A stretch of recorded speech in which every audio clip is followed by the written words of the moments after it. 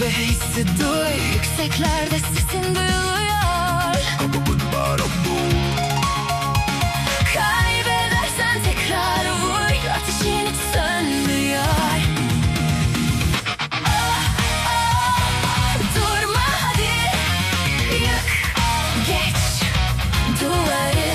Patlat gitsin, alev olsun yarını.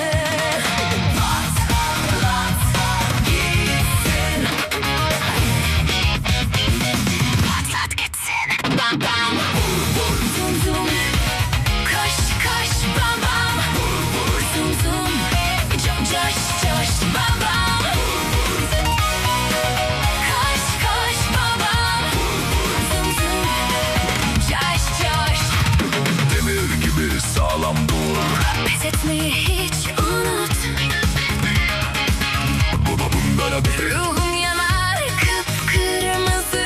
Zafer yakın şimdi hadi. Işıklar hep üstünde. Kalabalık tek sesle. Yüksel artık durmadan.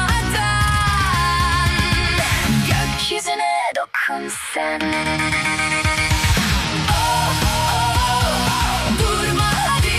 Bana değil. Yık geç duvarı. Patlat gitsin, alev olsun yarını. Patlat gitsin, patlat gitsin. Bam bam, zum zum, koş koş bam bam. Zum zum, yoş yoş.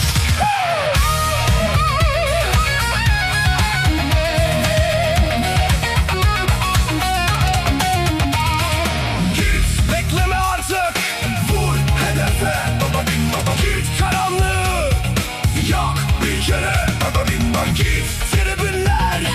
Bağırıyor, Git. içindeki güç uyanıyor. Patlat. Haydi.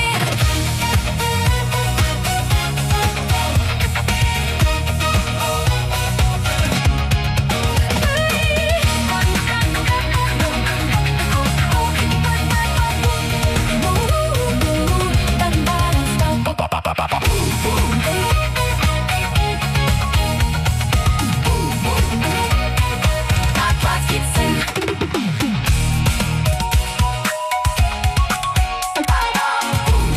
Zum zum, coş coş bam bam.